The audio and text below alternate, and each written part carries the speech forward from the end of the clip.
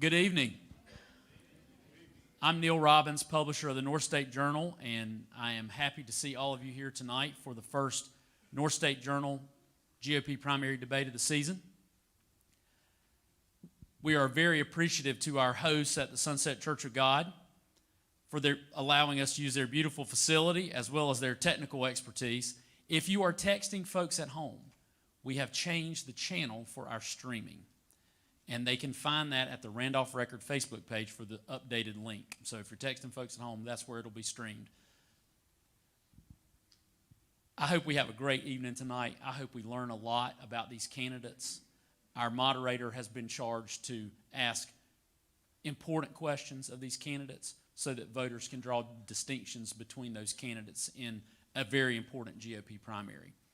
Before we get started with the main event, I'd like to ask Pastor Boyd Byerly to come up and give the invocation.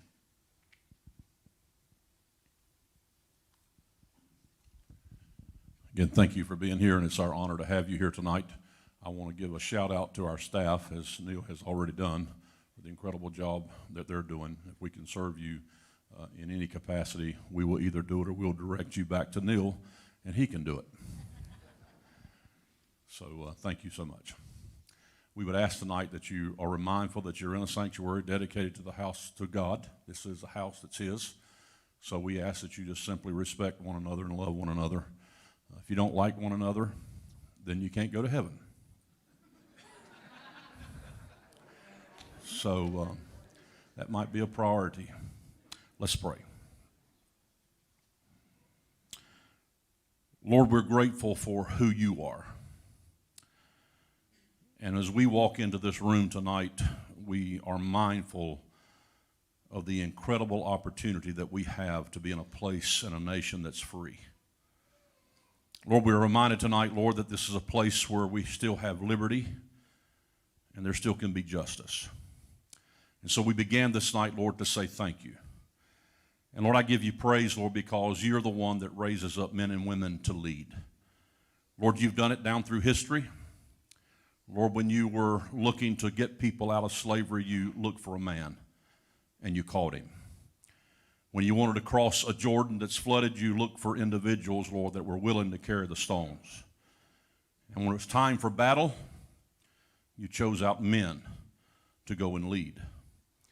And Lord, I thank you that that call that you give is still true today. And so we ask tonight, Lord, as these individuals come and share their heart, Lord, we pray that you would raise up men and women that love you, men and women that will speak truth, that will love liberty, and will love justice. And I thank you for Neil Robbins. I thank you for his passion for this community and for this state, to see this state be a place of liberty and righteousness. And we're asking you, Lord God, to help us. Help us do our part. Lord, you said if we would humble ourselves, that you would come, you would bless. So forgive us for not humbling ourselves, and help us to do that this night. Our city needs you. Our county needs you. We need you more than ever. And we ask for the power and the presence of the Holy Spirit in this place tonight. And we thank you that you still hear and you still move. In Jesus' name. And everybody said. Amen. Thank you, Pastor. If you would all stand and join me in the Pledge of Allegiance. I pledge allegiance to the flag of the United States of America and to the republic for which it stands, one nation, under God, indivisible, with liberty and justice for all. Thank you. You may be seated. Most of these candidates you're going to see tonight I've known for my entire life, or maybe I've known them since they moved to Randolph County, because I've been here my entire life. So I want to echo what Pastor Byerly said and say that I hope we can all appreciate what these candidates are doing for us as the citizens of Randolph County. They're stepping up to run for office. I've heard all my life, you can't complain if you don't vote. Well, we are at a place where more people are going to have to run. It's not just about voting. It's about stepping up and running for public office. Maybe we have too many public offices, I don't know, but we need a lot. We need people running, and I appreciate all these candidates for doing that. I want to also recognize Chairman of the County Commission, Darryl Fry. Darryl, if you'll stand up. Darryl is, yes, absolutely, absolutely. Darryl is running unopposed, and I've also gotten several emails, texts, smoke signals, and everything else about why we have these candidates up here tonight. And the reason for that is this is a GOP primary, and that's the next vote that the folks in Randolph County are going to be casting, and these GOP primaries will be the main contested ones on your ballot. So that's why we're hosting these particular candidates on this particular night. I want to give you just a little bit about how the night's going to run. Before we did our walkthrough today with the candidates, we drew to see who would be candidate 1, candidate 2, and candidate 3, and candidate 4, or the 3 in the sheriff's race. So we're going to start with candidate 1 over here. Whoever that is, they know what their number is, so they'll take their spots when they come up here. That candidate 1 will open. They'll have a 90-second opening, and then it'll go to 2, 3, and 4. And then candidate 2 will take the first question, and then it'll be 3 questions for the county commissioners, and then they will close, and then there will be 5 questions for the sheriff. So it'll be the same format, except there'll be 5 questions for sheriff's candidates and 3 for the county commissioners. I also want to introduce you to the moderator of tonight's debate, the editor-in-chief of the North State Journal, Matt Mercer. Matt is an excellent leader for the state's only statewide newspaper, and he directs all of the content in the North State Journal, as well as the Randolph Record that comes out here every week. We are in church, so I would be remiss if I did not make an offering call here. So we appreciate so much the Sunset Church of God for hosting us tonight. They have places that you can make donations throughout the hall when you leave, and we'd appreciate you showing them some love for making this facility available and all of their technical staff. And also, I'd be remiss if I didn't tell you that out in the hallway when you're leaving, if you're not a subscriber to the North State Journal, you've got your opportunity to subscribe tonight. So with that, I will ask the candidates to come up, and I'll turn it over to Matt Mercer.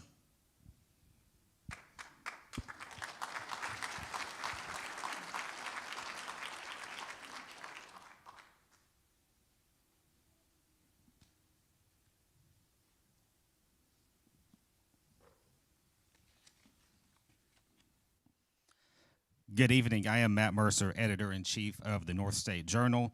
Just a couple quick notes about the county commissioners here. They will have 90 seconds for their opening and closing statements, and also have 90 seconds to answer the questions posed to each of them. If one candidate directly mentions another, it will be up to my discretion to allow a 1-minute rebuttal. And so our first candidate we have here tonight is Mr. Craig Frazier. I'd like to say thank y'all for coming out tonight to hear what we have to say. I decided to run for county commissioner. My name is Craig Frazier. I'm married to Kirsten McCain Frazier for almost 38 years. We have 3 children and 1 grandchild.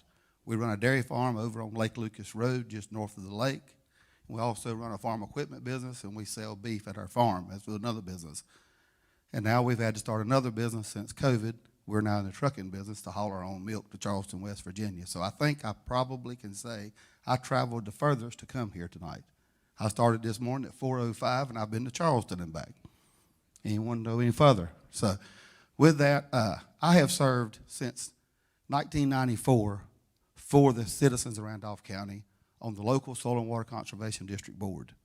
For you to not know what that is, you elect those individuals every other year on the general election. They're on the very back behind the school board.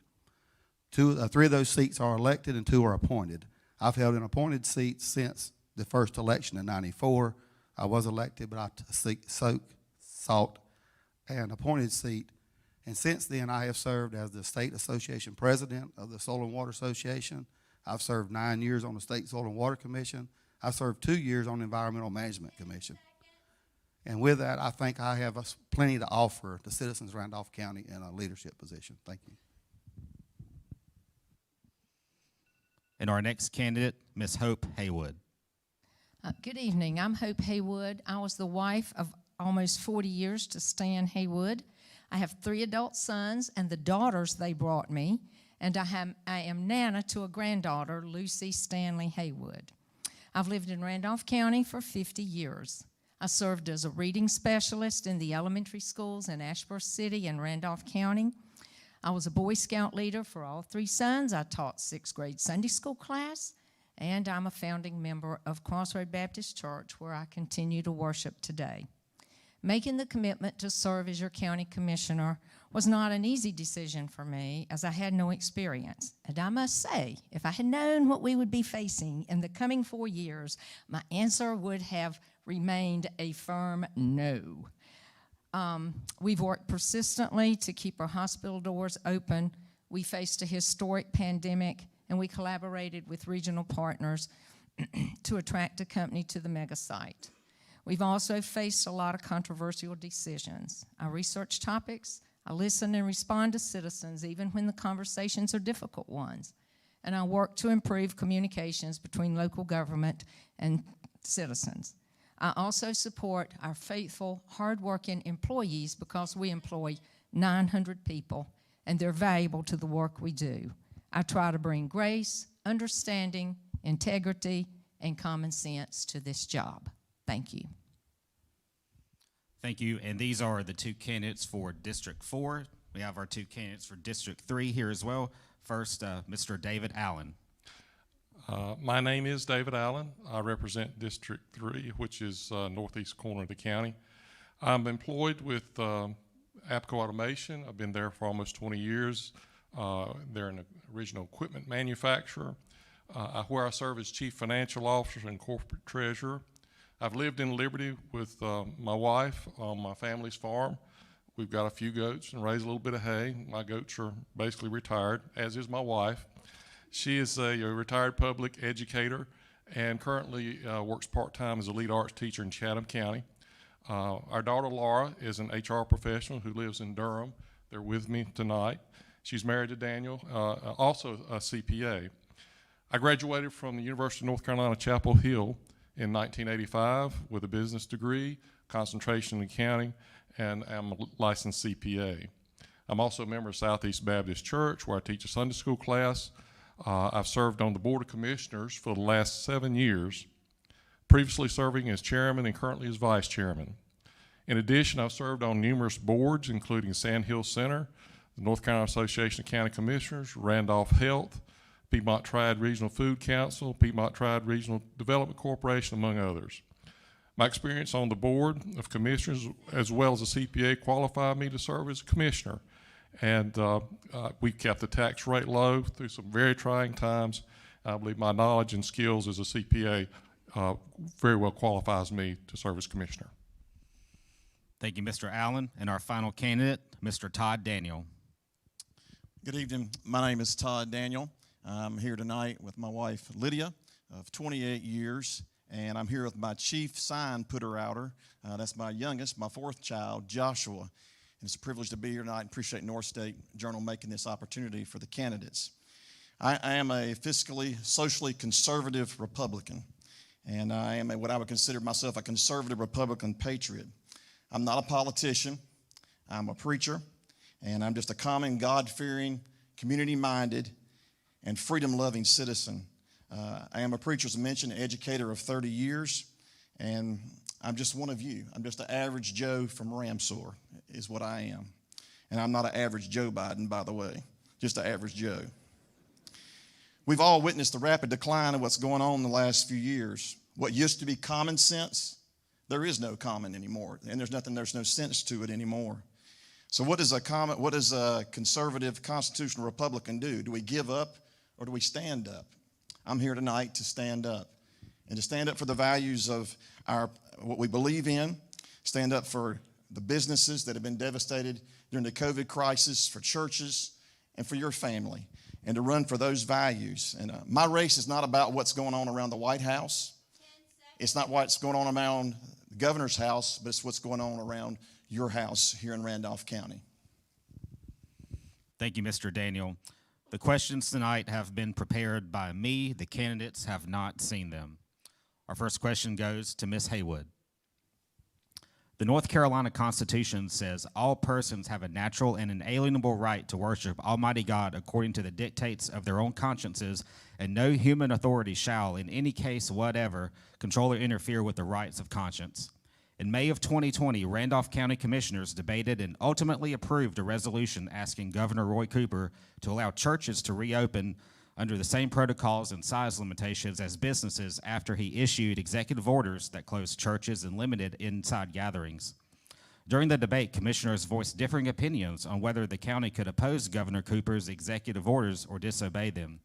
Do county commissioners have the authority to question state leaders, disobey their orders, and challenge their authority?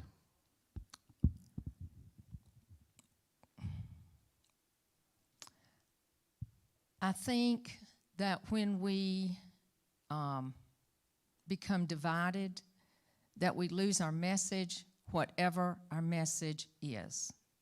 In the case of the church, when we become divided, then the church loses the message to the community of God's love and grace and salvation. In government, when we become divided, we use whatever that message is that we're trying to get across, which is, in this case, it was the health and safety and the welfare of our people. My concern up front, I knew right away that that would not be enforced. I was proud that our churches went along with it because it showed that they understood something about what we were facing and that they, were willing to be cooperative. It did drag on for a long time. Our churches pivoted. They worshiped outside. They found other ways to get the message out. And I felt like that ultimately we would be stronger because of that. Per your question, I think Jesus said, render unto Caesar what is Caesar's, and unto God what is God's. Thank you. Thank you. Mr. Allen? I would like to point out that the county commissioners did not do anything more. There were counties around that increased the mandates and the shutdowns and those kind of things. I know Guilford County did. We did not do that, no more than whatever was mandated by the governor. Whether we agree with it or not, the state is basically, or the county is a creation or creature of the state. With the federal government, you have anything that's not taken up by the federal government, it's left to the states.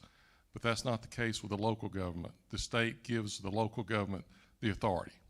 So we are somewhat subjected to what the dictates of the state are, and that includes the governor. I'm not one to contest someone else. I follow the rules. Sometimes those rules need to be broken, but I'm proud of our churches that we're able to pivot. And actually, in some instances, although it was tough to change, they were able to, at least our church was, and I know others, to use technology. And that's opened up another way to reach folks. But we have an opportunity to be resilient, and I think we've done that through the shutdown. And really, we really did not. I see my time's up. Thank you. Mr. Daniel? I would start with this question first. Does the governor have the right to pass such a thing? When the North Carolina Constitution is very clear that no man's religion can be prohibited except for that man's conscience. And then it goes further to say that any man cannot interfere with the right of conscience of that man. So I think the governor's bound by the Constitution. And matter of fact, a bunch of churches in North Carolina, probably 100 or more, sued the governor and ended up in court and actually won that court case. And the judge said there is no pandemic clause in the Constitution. I think churches should have had a right to choose. If the church wanted to close, that's the church's business. If a church wanted to meet in the parking lot, go meet in the parking lot. Listen, if you can go to a Walmart and 1,035 people can be in Walmart, 500 people can be in this sanctuary. So these are my friends. I know some better than the others. I believe the commissioners should have sent a message plain and clear, not watered down, that we're going to stand with churches. Because if it's the churches, it's going to be something else next. It's going to be businesses. It was business. It's going to be something else. And some of y'all were closed down for these things. So to answer the question, yes, I do believe the citizens have the right and commissioners have the right to say, in such situations like that, we will not comply. Thank you. Mr. Hasty? I'm sorry, Mr. Frazier. Thank you. I will take a step further. I am your constitutional candidate. I believe in the Constitution. I uphold the Constitution. I took an oath in 1994 when I took my first public office to uphold the state and the U.S. Constitution. Not either or. I had to get my choice to uphold both of those constitutions. And I will say it is each of us, everyone in this audience, everyone in Randolph County, it is your personal responsibility to look after your personal freedoms. You start that process. Secondly, you go to your next closest government officials, which in rural Randolph County is your county commissioners. They are supposed to look after your constitutional rights. That's their job. If they're going to be in office and they're going to take an oath of office, uphold that oath. And yes, a church should have the right to remain open. It is a church's choice. If they elect to close, it's a choice of theirs, not the governor's. The governor was definitely out of bounds.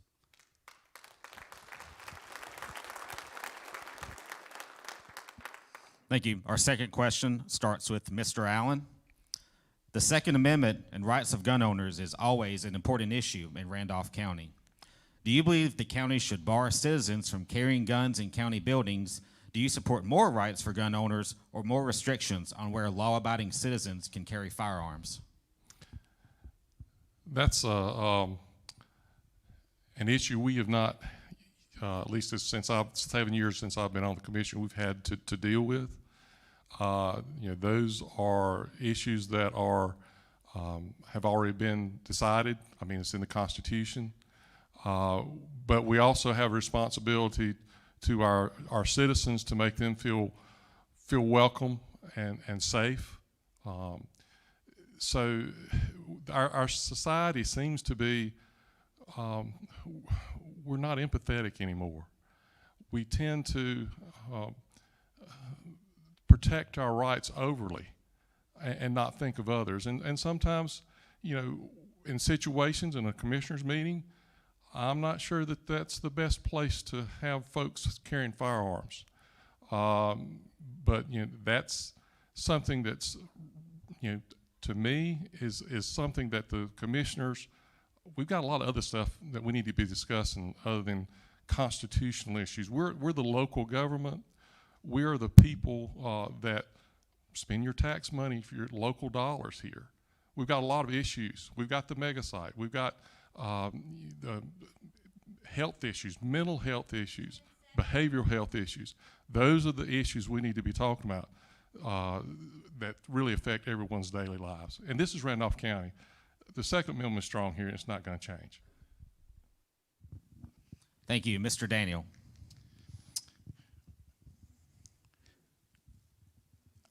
I think the answer to this question is similar to the last one. Early when I started getting out and meeting people late last summer, I had a gentleman who's a gun enthusiast, said, I'll take you to every gun shop in Randolph County. We didn't make it to all of them. We got to a lot of them. And as I stood there with those people, and honestly, I ended up listening to their passion of the business they had lost during the COVID crisis and the regulations that are put down on them on a regular basis. And I began to listen, and as I stood there across from Walmart and on 64 there, and I listened to a gentleman talk, it became real to me that his issue was the same issue as mine that I'm running on. It's for freedom. It's for freedom, that he wants his freedom to own a firearm. Guns aren't the problem. People that don't know how to use the guns are the problems. And that's the problem we have here in America. I do agree with Mr. Allen. There shouldn't be places that they should be carried. We don't carry them on airplanes. We don't carry places like that. We're not arguing stuff like that. But I do believe when we start nitpicking constitutional freedoms, if you can take one away, you can take any of them away. And I said to that gun owner, shop owner, I said, what you're telling me is your passion for gun ownership, Second Amendment, is just as strong as what my passion is for First Amendment. Thank you. Mr. Frazier. Some of you probably have noticed I may be the only one open carrying in this building tonight, in this church. I do it every single day. I open carry. Most people don't take the time to ask me why. I open carry because I'm a farmer. It's my right. We have been overtaken by wildlife. It's no good if it's in the safe at the house. It's no good if it's in the truck. Because by the time you get back, it's gone. Now, the National Milk Producers Federation adopted a policy that we have to be veterinarians now. We have to decide the ability of an animal to produce milk later in life if they slip and fall. We have to make that decision before we move that animal. If we decide they don't have a viable future, we have to put them down. If it's in the truck, you can't put them down. You got to have it with you. So I carry every single day. Now, I am going to protect your Second Amendment rights along with the other ones. How many people in this room is aware, if you go to the Board of Elections, right here in Randolph County, you're giving up 2 of your constitutional rights? Does anyone know what that is? You're giving up your Second Amendment right because it's posted on the door. You're giving up your 14th Amendment. Does anybody know what that is? I didn't either until I listened to Amy Coney Barrett's testimony and for her judgeship. 10 seconds. It says you cannot withhold one right to allow a person access to another. And they're withholding your Second Amendment right so that you can use your right to vote. And that's wrong. Thank you. Ms. Haywood.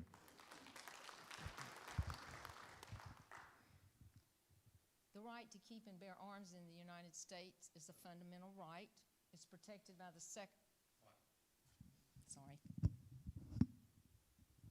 Sorry, I have a loud voice. I just assumed everybody could hear me. The right to keep and bear arms in the United States is a fundamental right. It's protected by the Second Amendment to the United States Constitution.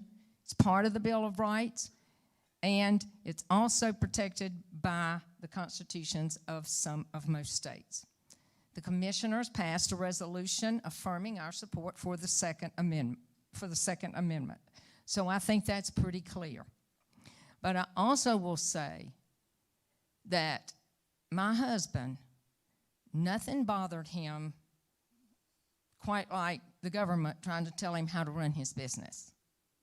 So I also feel passionately that there are those people, those business owners, those entities that have the right to say you may or you may not carry a gun in here. If the sign on the door at the church says no guns allowed, then you leave it to the security officers that are there. If the business somewhere says, you know, don't carry one, that is their right, and mine doesn't override theirs. We have people with, we look at heated issues. Sometimes they get out of control, and I personally feel like that the firearms are better left in the hands of the officers at the courthouse than citizens. Thank you. Thank you, Ms. Haywood. Our third question is, Randolph County has landed a major economic development prize with the announcement of Toyota coming to the county. In addition, the federal government has provided states and local governments billions of dollars through COVID-related spending bills. As a result, local areas are now considering new county office buildings and other projects, one of which is a new agricultural center here in Randolph County. Do you support these projects using state and federal funds, even if it requires additional money to be spent by the county to complete them? Would you support raising taxes on Randolph County citizens to pay for any increased spending? And we'll start with Mr. Daniel. Well, that's a lot of questions. Well, with the landing of the largest economic development in Randolph County history, just here in the last few weeks, you know, Randolph County is faced with that. I'll start with reverse order in answering my question. And someone had mentioned this. I've been all over the place in eight months. I visited all kinds of businesses, get into them. Some people got no help, only survived on their savings that they already had in their checking account or their savings accounts. Some of them didn't survive. Some of them didn't make it. Some of them didn't qualify for stuff.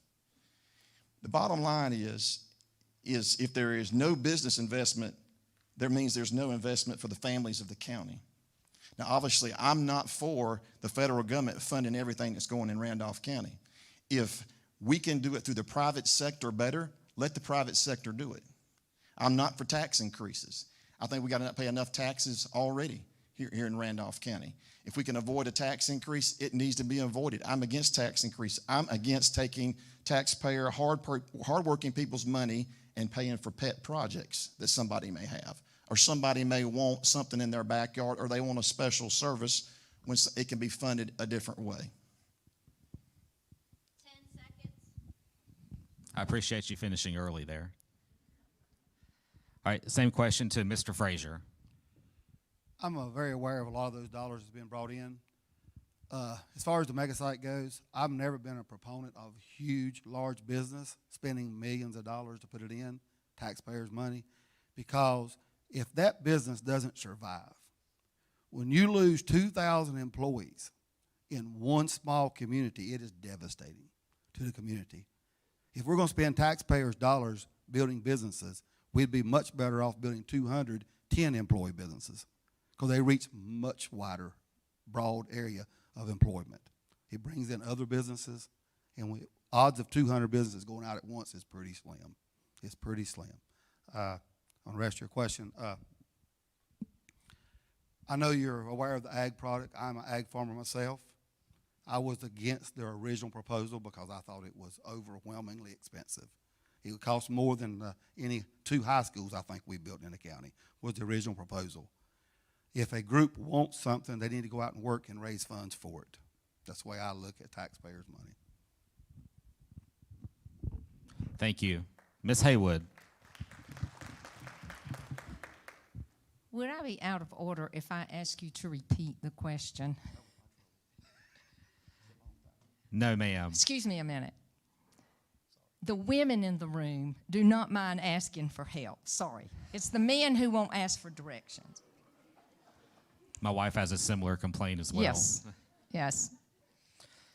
So with the addition of Toyota coming to the county, and COVID-related spending bills have brought billions of dollars to local governments, would you support the consideration of new county office buildings and projects such as a new agricultural center, even if it requires additional money to be spent by the county to complete them?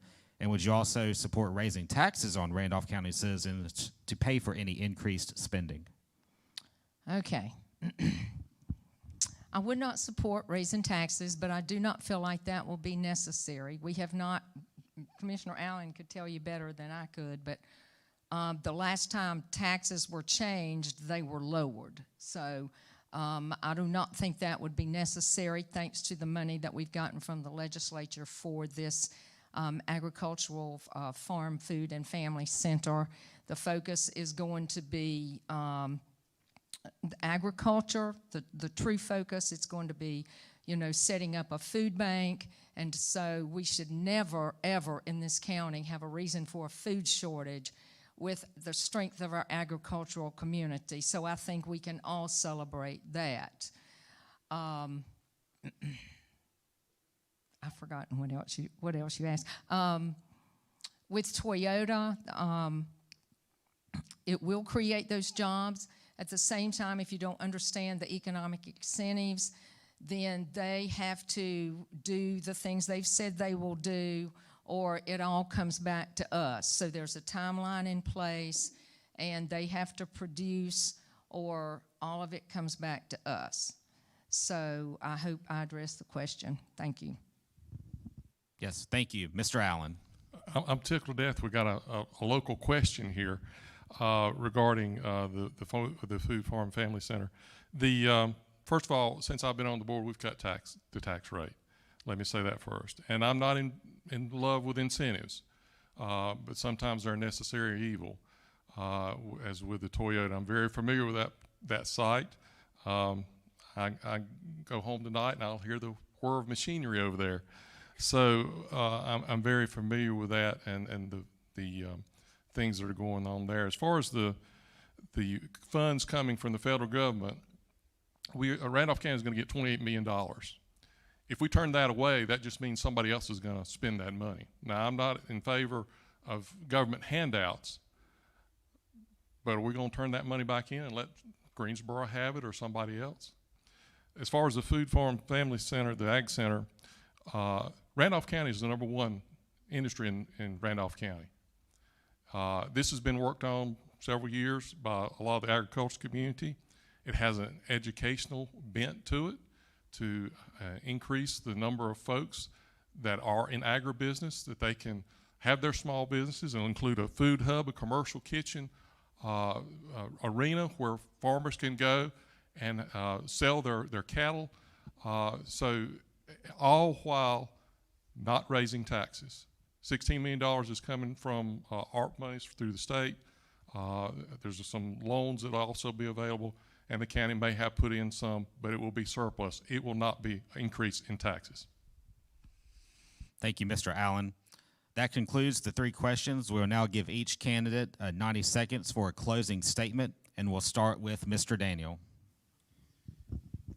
A year ago when I started this process and some conversation started, it became apparent I had no choice but to run for Randolph County Commissioner.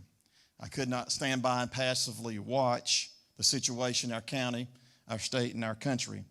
Randolph County needs men and women of character, conviction, and consistency. It would be an easy task for me to take my hand and place it on that Bible and say, I do pledge to defend the state constitution and the United States Constitution. These documents don't change and we don't change. And it's obvious here tonight that's on a lot of people's minds. And it starts right here on the local government. You say, well, a preacher shouldn't be running. I'll remind you, in January of 1776, Peter Muhlenberg went to get in his pulpit.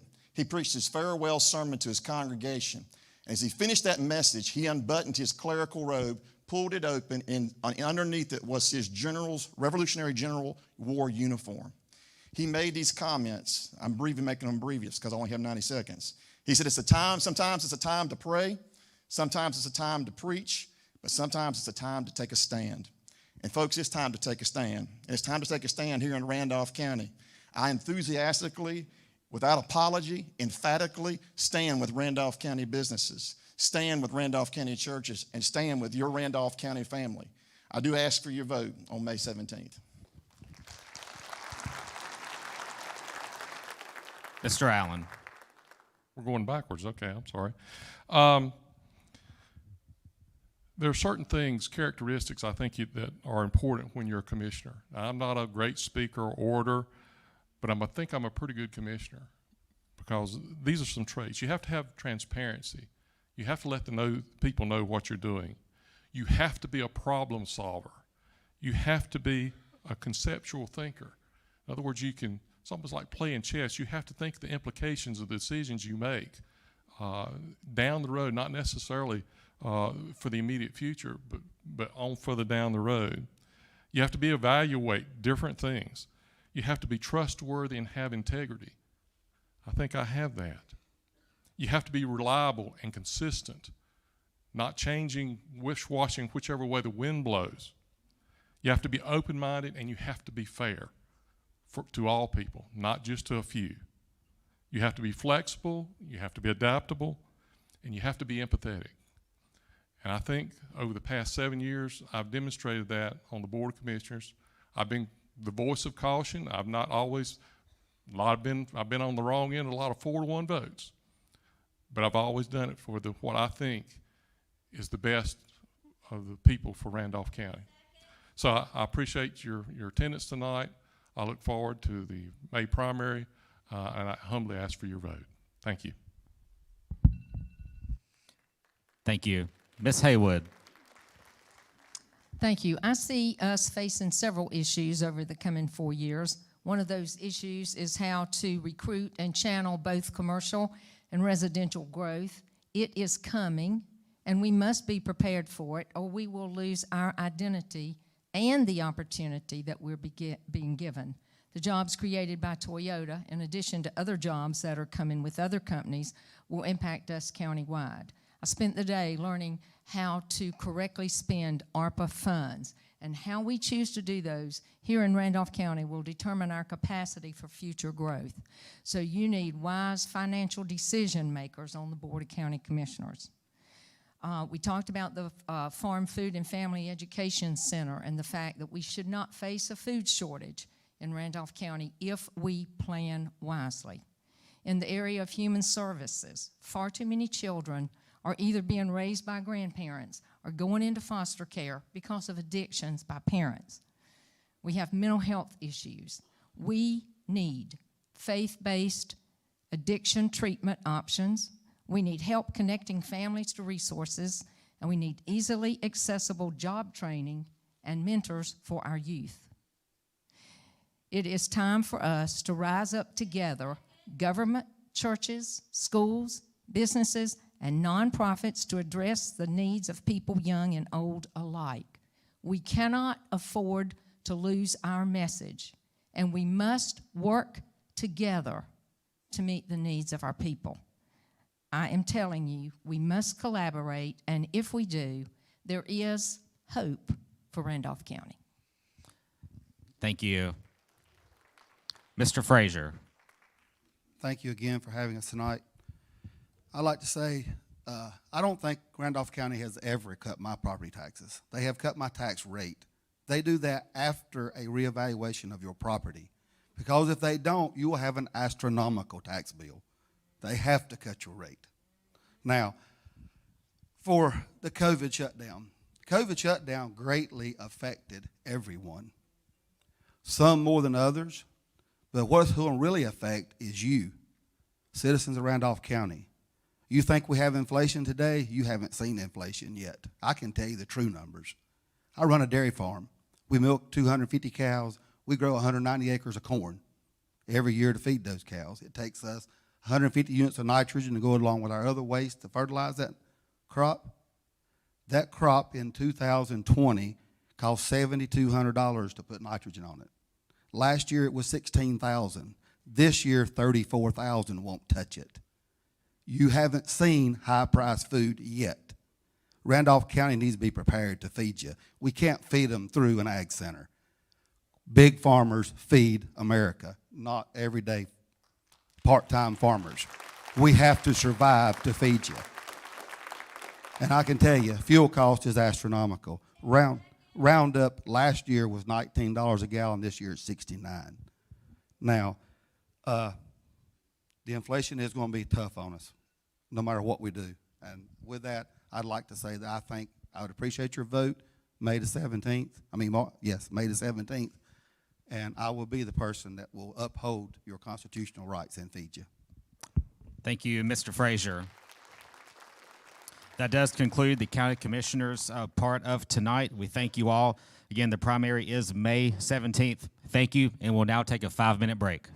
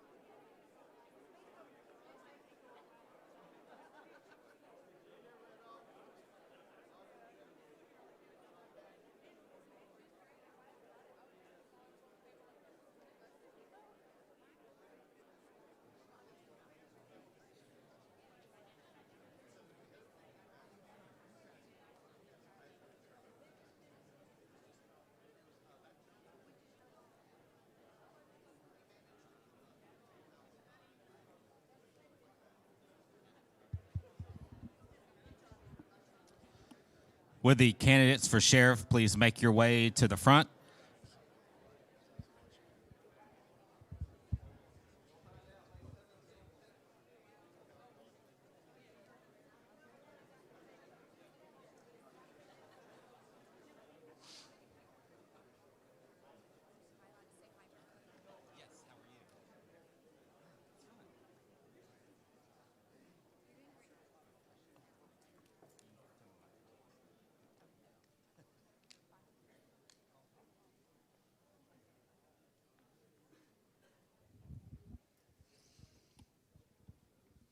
Thank you.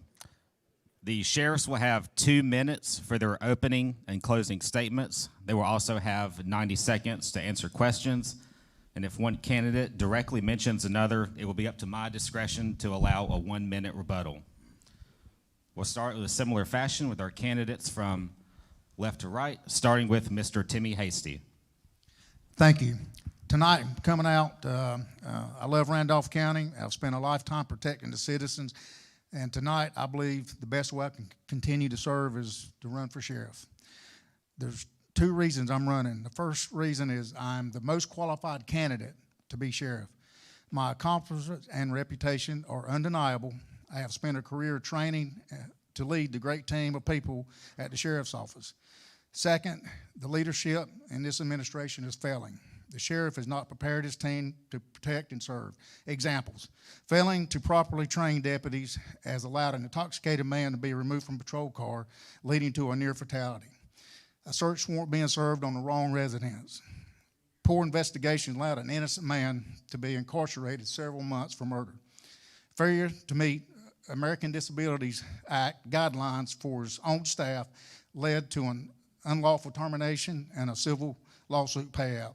The sheriff had fired deputies, losing hundreds of years of experience only because he didn't like them or their politics. I see a lot of you in this room tonight, and I'm sorry. He has ruined so many lives of good men and women that have devoted a lifetime of service to Randolph County.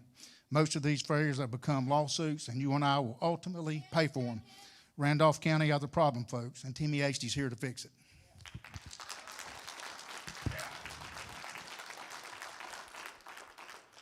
Mr. Greg Seabolt. Hi, everyone. Good evening. Thank you for coming tonight, and also thank you at home for viewing. I'm Greg Seabolt, and I'm the current sheriff of Randolph County. I've been married to Candace Huffman, originally from Ranneman, for 32 years. We are blessed to have 2 children and 2 grandchildren, and we have our youngest grandchild here tonight. I retired from the North Carolina Highway Patrol with 30 years of service in 2013. I started serving the citizens of Randolph County in 1999 with founding Operation Red Sleigh. Since the start, we have helped over 10,000 children with gifts and clothing at Christmas time. I made 10 promises to all the citizens of Randolph County before taking office. And to this day, I can honestly say that I came through on each one of those pledges. We have reduced response times at the sheriff's office. We brought back the criminal interdiction team, increased our K-9 program, and implemented a fleet maintenance facility, which saved over $130,000 in last year's budget. These are only a few of the positive changes. We have accomplished a lot more in 3 years. With all the accomplishments, I am not and will never be satisfied, and urge my members to improve daily as I do. I encourage them to be better tomorrow than they are today. I say to you as your sheriff that I will always put the people, the citizens of this county, first as a priority, as they deserve to be. Thank you. Mr. Robert Graves. Good evening. Folks, in 2018, Randolph County was sold a dream and delivered a nightmare. Drug rates are ruining our county. Crime rates are on the rise. Do you honestly feel safe? I'm Robert Graves, candidate for sheriff of Randolph County. With 42 years of sworn law enforcement experience, I am the only candidate who is a state-certified law enforcement officer. I have had no greater honor than to have served as your sheriff. I have a proven record of strong conservative leadership. I love Randolph County and serving our citizens. cleaned up the sheriff's office and made positive changes and made it very professional and efficient and proactive office for the people once before. We were going from good to great. I am willing and able to do it again. It's time for integrity, professionalism, and honesty to lead the Randolph County Sheriff's Office again, because we deserve better. It is the office of the people, and we deserve better. Thank you for the North State Journal for hosting this event, and the Sunset Avenue Church of God for allowing us to use this magnificent facility.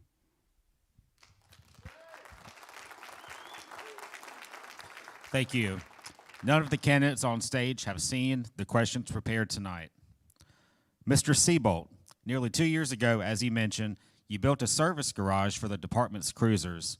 Was this the best use of department funds at the time and the right course of action? It definitely was, and I need to get these two guys an accomplishment card before they leave. Obviously, they haven't seen our accomplishments, but when we opened the fleet maintenance facility, we did a return on our investment.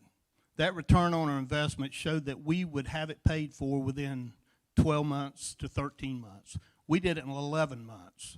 Not only did we save the taxpayers money, we brought a safer vehicle to our patrol officers. Now they can go to work and not have to worry about lug nuts being loose or filters put in backwards.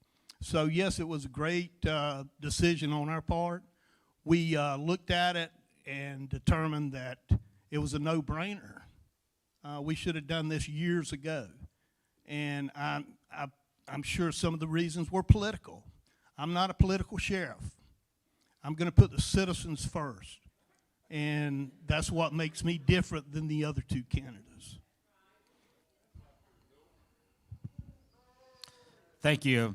I'd like to ask the audience, please be respectful during tonight's debate as far as your comments to the candidates to allow them the maximum amount of time as they address the questions tonight. Thank you.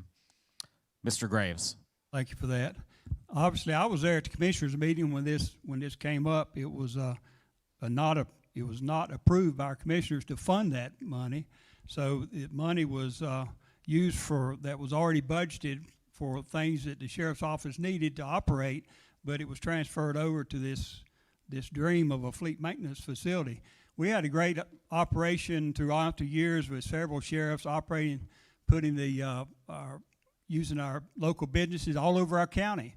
You know, it's putting money back in our economy, supporting our local businesses, and it also allowed the officers, if they were working at Archdale, Trinity, Liberty, or wherever it might be, to have their vehicle serviced at an approved garage with certified mechanics, and that way would save them time. They go in there, have the car serviced, they back out, and not have to drive 30, 40 minutes to get to Ashboro and back to their service area where they need to be working and where they're assigned so they can serve the people in those areas of our county that are not being served currently.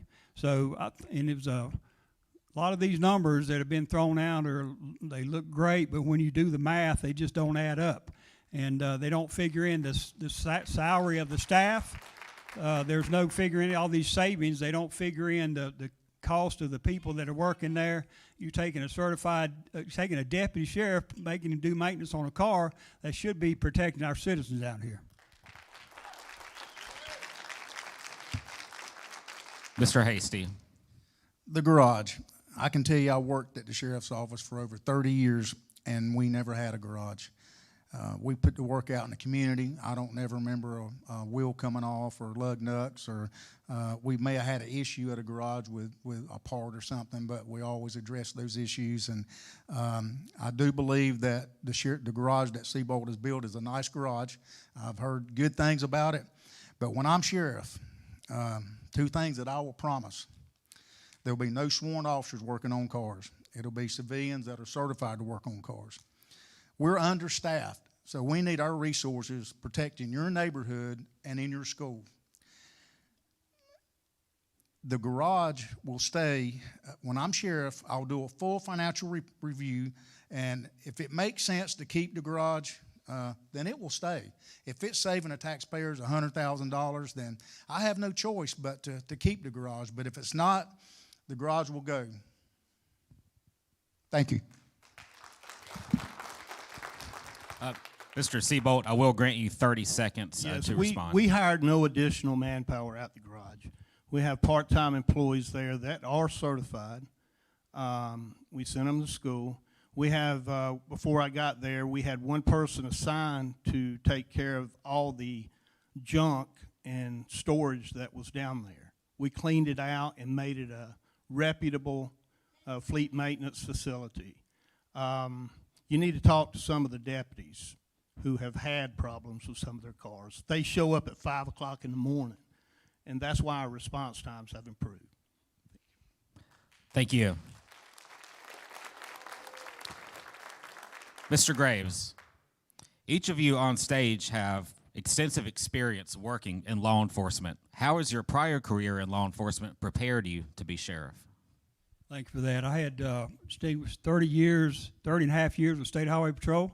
I was in upper management as a sergeant, first sergeant, lieutenant, supervised hundreds of men through my job as a lieutenant and organizing training, setting up training, managing districts and other first sergeants and troopers as well. That led me to Director of Safety at Randolph Community College, where I headed up that program and directed for the safety of our college. Then I had the great honor to serve as your sheriff for 3 years or 34 months. That obviously we did a lot of great things there, and we were prudent with our money. I submitted 3 budgets for our sheriff's office that gave us adequate funds to perform our duty in a professional way, in an efficient and effective manner, and also lobbied hard for our employees to make sure they were compensated fairly. So I have every organization that I've been a part of, I've sought leadership in those, whether it be the Board of Pharmacy. I served as the Vice President of the Board of Pharmacy. I served as the chairman of the Financial Committee for the North Carolina State Board of Pharmacy, the Rotary Clubs, and all these other organizations. I've sought leadership positions because I knew I had a lot to offer and could make a difference. Thank you. Mr. Hasty. Thank you. I spent over 30 years working at the sheriff's office. I graduated high school in 1981 from Ashboro High School, and I went to BLET, went on to serve as a deputy under Sheriff Robert Mason, who hired me, and later promoted to corporal, sergeant on patrol, lieutenant on patrol, sergeant detective, lieutenant detective, captain over special operations, major over operations. I have literally done every job at the sheriff's office. I've investigated homicides, I've investigated rapes, robberies, burglaries, mailbox vandalisms. I've done it all. And leading as a supervisor, I've run patrol shifts, I've done time cards, I've done employee evaluations, training schedules, court dates, at every level. I've also was able to secure the first DEA task force position, which the current sheriff is reaping the benefits from.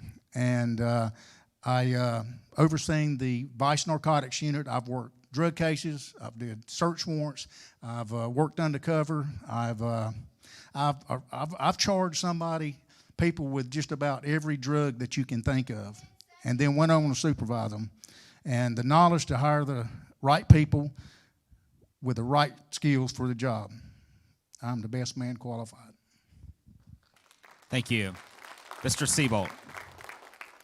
Yes, I worked Greensboro when I came out of patrol school for 11 years and then transferred to Randolph County. I worked the road the entire time. I worked alongside deputies, third shift, for the last 10 years of my career. I got to hear the problems. I got to hear the complaints, the equipment that they lacked. They were going into a very serious situation without any kind of protection. We came in and provided outer cover vest. We've got the tactical robot that we purchased, and we made the sheriff's office, we caught it up to where it needs to be as far as technology. Also, our training. I know we have one candidate that stated something about training. We had over 66,958 hours of training in the same period that he had 65,000. But what's so significant about it, we had 1 year where community colleges were closed and we couldn't do any training. So I'm a big training person, and I learned that from the Highway Patrol. The more training you have, the better you have your officers to apply their knowledge to a situation. And all situations are definitely different. Thank you.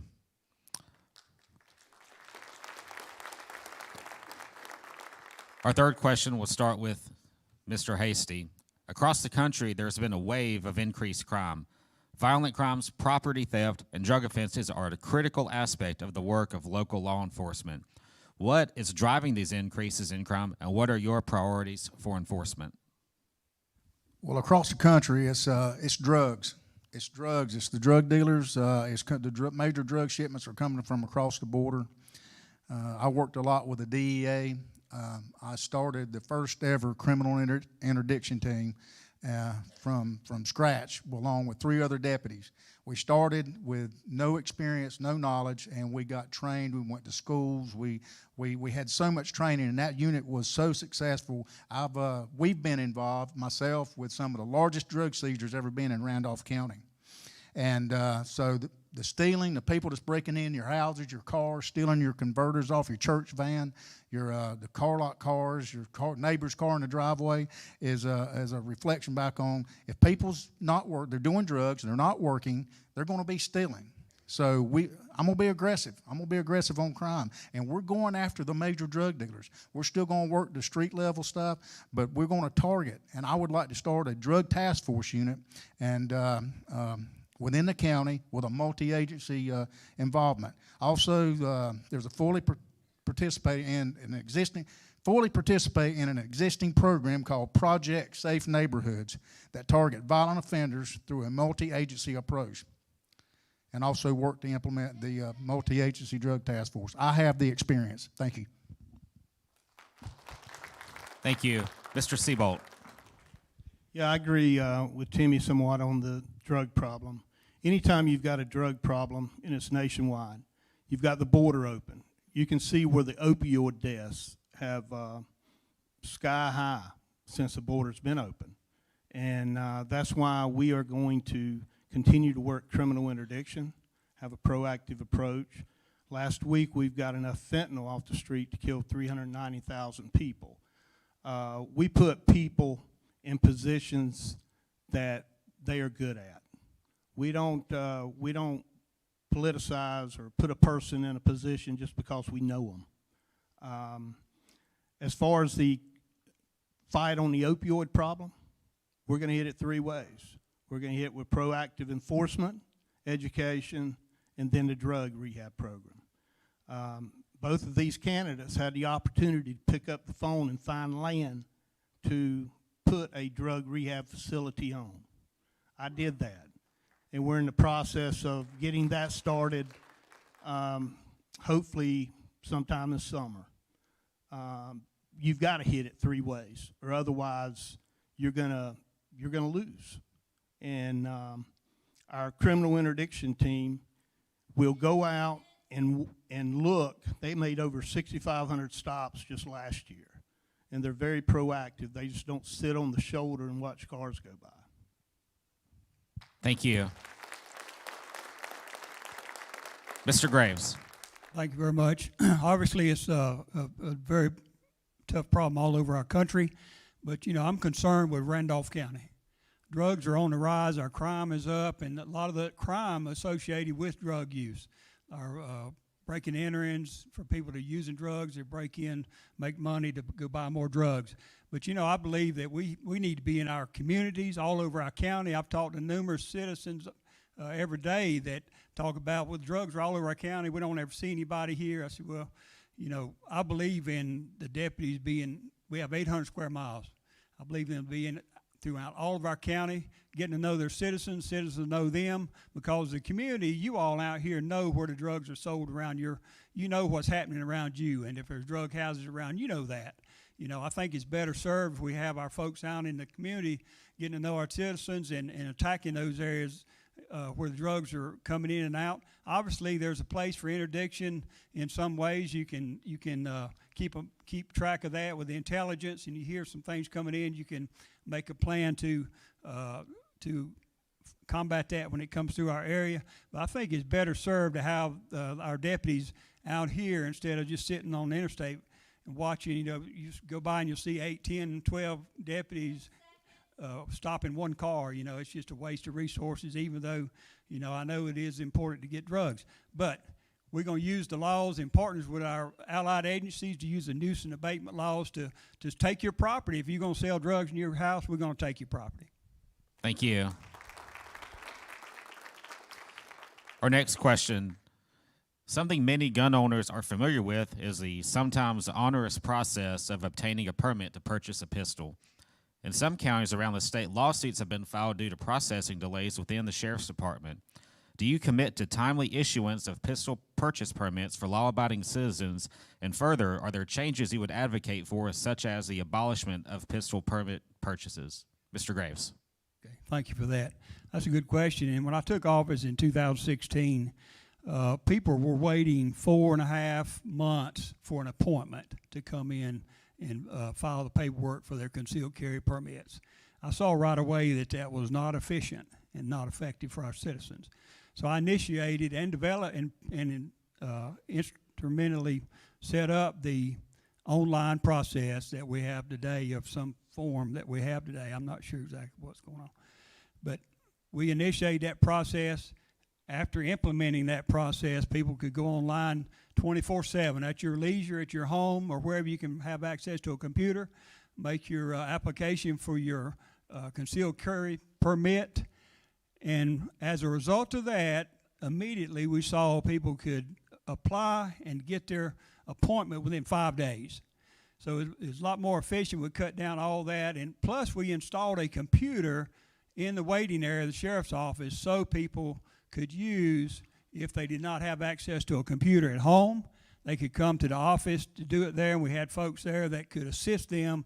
If they weren't good with using a computer, they could sit down with them and help them fill out that process and right there. So it's so much more efficient, because I think it's important for our folks to have the opportunity to carry concealed if that's what they wish. I support that fully. And their permit, their pistol purchase permits, we'll do that. You know, it's a lot restricted by state law that you have to go by, but the process, we made it so much more streamlined. Thank you. Mr. Hasty. Thank you. The Second Amendment is very important to me. And when I'm sheriff, we're going to continue to keep Randolph County a Second Amendment sanctuary county, which Sheriff Seabolt, I give him credit. He did it, and I appreciate it. But we're going to, there's a lot of things online. I hear that it's easier now than it's ever been to apply for a gun permit. It is. It's on the computers. Some of the paperwork I hear is a little complicated, but the last year I've been campaigning. I've been all over this county, and I've talked to a lot of people, and they want the sheriff's office to be extend the hours for the gun permitting, and it's because people work out of town and they can't get there on time. So when I'm sheriff, we're going to extend the hours. Don't know, maybe 7, 8 o'clock. Try it a couple days a week. Put that online and get the message out so people can come after 5 o'clock and access the computers. And also, the biggest thing I've heard, and Sheriff Graves said it a while ago, is a lot of people don't know how to navigate computers. You know, they're older, they don't have Wi-Fi, they don't know how to work a computer, they're challenged when they get to it, they're intimidated by it. But I will have staff available when you come in. If you want them to do the work for you on a computer, fill it out for you, they will do that. And we're going to open up on Saturday and in Archdale and in Ashboro for gun permitting. Thank you. Mr. Seabolt. What we did when the pandemic began, we never got behind. maybe 2 or 3 days. We modified the way that we do it to suit the citizens coming in, and we are caught up. I mean, you know, if you want a gun, we want to put that gun in any law-abiding citizen's hands as quickly as possible, along with the concealed carry permit. We have a Archdale office that the citizens in the northern part of the county can go to and fill out their paperwork. We have representatives at our sheriff's office that will stay after hours to accommodate any scheduling problem. That's one thing that, you know, I'm strong on. I did do the second resolution here in the county, Second Amendment resolution, and that's something Randolph County really needed. It's sad that we have to do a resolution to keep a right that God has given us. But we're proud of what we do at our sheriff's office when it comes to permitting. We're probably in the top 2 or 3 in the state, if not leading the state in gun ownership. So I'm very happy, and we're going to continue to work hard at providing that service to the citizens. Thank you. And our fifth question. As a result of the last 2 years of COVID, there have been increased instances of domestic and elder abuse. What, as sheriff, can you and your department do to stem the tide of these abuses? Mr. Seabolt. First of all, get the knowledge out there. We need to educate. I've talked to several people. I've even talked to some attorneys in reference to elder abuse. When I receive a call, I document everything, and we take it to a detective, and we investigate it. You get limited information. Some of these older people are being taken advantage of by their kin people, and that's sad. And you've got to be able to prove certain elements of that crime. So it's a tough crime to get involved in for the family and us, but we look at every case as if it's got a lot of merit to go to court. And we have gotten some property and funds back for individuals who were taken advantage of. And we're going to continue. That crime is no less important than any other crime. And we're going to work hard at trying to find the tools needed to make it easier on the families and also easier for us to go to court and convict that person. Thank you. Mr. Graves. Protecting our elderly, our older folks, as well as our children is top priority for me. I can't think of anything more important than we protect those. You know, a lot of times those are the same within that population that are vulnerable to people that prey upon them. For whether it's preying upon them to send them, get in these money schemes where they're sending them money out and all these other things. And it also comes along with abuse. There's all types of abuse, whether it's physical abuse, mental, emotional abuse that happens with the families or people that may come in contact. Could be some of these scammers that are giving them emotional abuse, so it can turn into different things. But we had a program that was that we did with our seniors to allow them to sign up, or a family member sign them up and give us their emails and their contact information. And we had a deputy to swing by and check on them daily, at least once a day, and sometimes multiple days, depending on the person. And those deputies, that's another thing that's great about important about having our deputies in the areas that know the people that live in those areas, so they'll know who these people are and identify with them and become friendly with them, just like the meals program. There's a lot of these folks never have anybody visit them until somebody brings them a meal. And the same thing with when the officer comes by, they are just so overjoyed by the personal contact that they have and to take time with them. And that's a way that the officers can pick up on things that may be happening with them emotionally or physically. Thank you. Mr. Hasty. when I'm sheriff, I'm going to take the elder abuse serious also. I know before I retired, there was a case that came through the office, and a lady was at the front desk, and I happened to be walking out and asked her, could I help her? And she was there to bring her 80-year-old mother in that had been scammed of about $80,000 out of her checking. And she replied to some phone call. They wanted her to go to Walmart and get a gift card and send it here, and she ended up giving her her bank account money, and many stories like that. So we'll continue to have things in place that education is number one, educating them, and reach out to them, and have meetings with them. Go to the scene, the salt box, go to the nursing homes, and let the people in the county, if you've got a mother or a father that's living there, that they can come to the sheriff's office and sit down with us and talk to us. But I think education is number one, and number two is having an investigator in place to hold these criminals accountable and go after them. And it's sad, it's happening, and we'll work hard to protect our seniors. Thank you. And I'm going to throw a curveball at everyone since we finished a little bit early there. We have a sixth question. I'll allow 30 seconds each. So I'm going to keep you on your toes a little bit. We'll start with Mr. Hasty. Do you believe the Sheriff's Department is receiving all of the necessary funding and tools from the county, and are there facilities, such as a detention center, that would be needed in the next 4 years? I do believe we're receiving the funds. The biggest thing is staffing, is retention, keeping people out of jail. There's been a lot of people that has quit the jail, and there's been a lot to be fired. There have been so many people at the jail that has lost their job, and we will spend all the money to hire these people and retain them and recruit them. Thank you. Mr. Seabolt.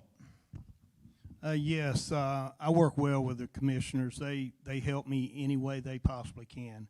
As far as losing people at the detention center, you may have one person work 2 months and decide it's not them. Law enforcement is not for everyone, and everybody that has been fired or let go is because they didn't do what they were supposed to do. I'm going to hold everybody accountable for their actions, and that's why we're changing the philosophy of the sheriff's office. Thank you. Mr. Graves.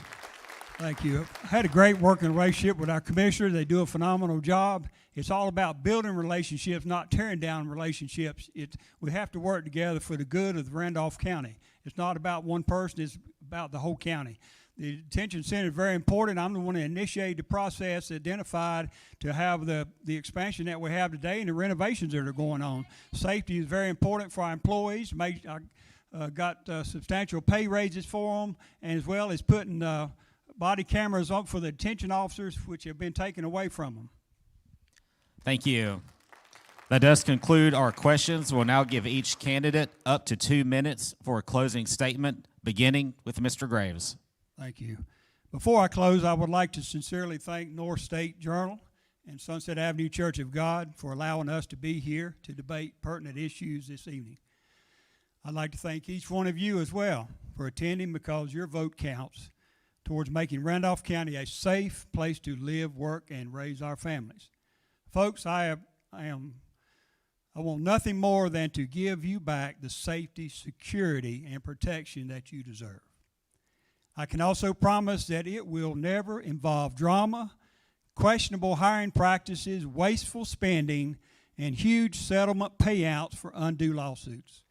No matter what has been said here tonight, the fact remains that I am your only candidate for sheriff who is a sworn and certified officer of the law, and have already proven what I can and will do for the people of Randolph County. Being able to serve Randolph County and its people as your sheriff is something I feel led to do, and is what my family and I are committed to investing ourselves in to better our community. Please invest your time and your vote in me so that I may bring back the integrity, professionalism, and honesty that you deserve from a sheriff. Early voting begins April 28th, and the primary is 17th. Make your voice be heard and your vote counted. Again, I'm Robert Graves, and I ask for your vote and appreciate your vote. Thank you. Thank you. Mr. Seabolt. Ladies and gentlemen, I ask you to look at the changes that most of you have witnessed the last 3 years. Each day I go to work, I look at ways to make the sheriff's office more effective at fighting crime as we see it. I look at the ways that past sheriffs have done it, and we've changed it. We put the citizens first, and we have dealt with the pandemic. We overcame that with modifications, and at no time did an officer, one of my officers, tell a business owner or a person along the street to put their mask on. We didn't do it. We didn't enforce it.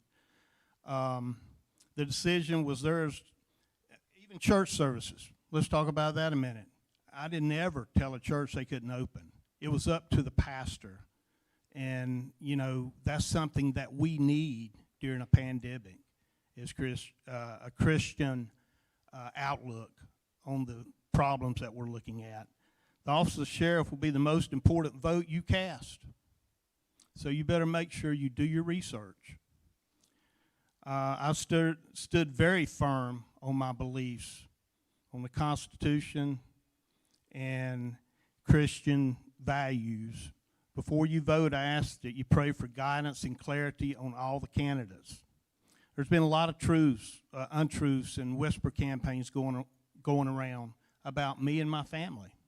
It's very hurtful, but that's the price you pay to run for office in Randolph County. A true leader will always look at fixing problems even when he's not in a leadership role. I did this by making calls to find a location for a drug rehab program. The problems that I inherited at the sheriff's office should have been addressed and corrected by these two other candidates. They both had opportunities but failed. I humbly ask for your support May 17th at the primary. God bless. Thank you, Neil and Boyd. Mr. Hasty. Thank you. First of all, I'd like to thank the North State Journal for hosting this debate tonight and for everyone coming out. Friends, my final message for you tonight is one of hope. Problems present opportunities to work together to combat the drug epidemic, to lock up those criminals selling poison to our children, to properly staff the sheriff's office and better protect our detention officers, opportunities to protect our children from sexual assault and physical abuse. Friends, I know something my opponents don't. I know how to lead a team and seize millions of dollars worth of drugs. I know how the investigations work to keep the criminals in jail. I know the training needed for the deputies to be successful. My opponents have never put in the time to learn. Do you remember who led the drug seizures that built the Special Operations Building, better known as the Hasty Building? Whose seizures purchased the command bus, the Bearcat? Timmy Hasty led these teams, and I'm ready to lead again. I am the best choice for sheriff. This election is not about who you like or don't like. It's about who's most qualified for the job. I am a leader to make the men and women in law enforcement proud again. I'm a man of integrity that will not waste your hard-earned tax dollars plastering my name on county patrol cars to inflate my ego. Never forget, friends, I work for you, and current employees, hold on. Thank you. Thank you. Let's have another round of applause for our candidates tonight.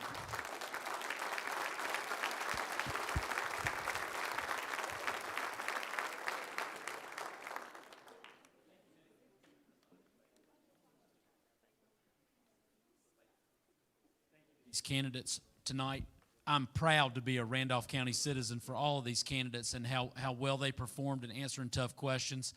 I would be remiss if I didn't also thank the Randolph County Republican women who served as volunteers tonight to help you get to your seats and get the doors open and serving as timers and making this event as good as it has been. So I appreciate all the hard work they've done.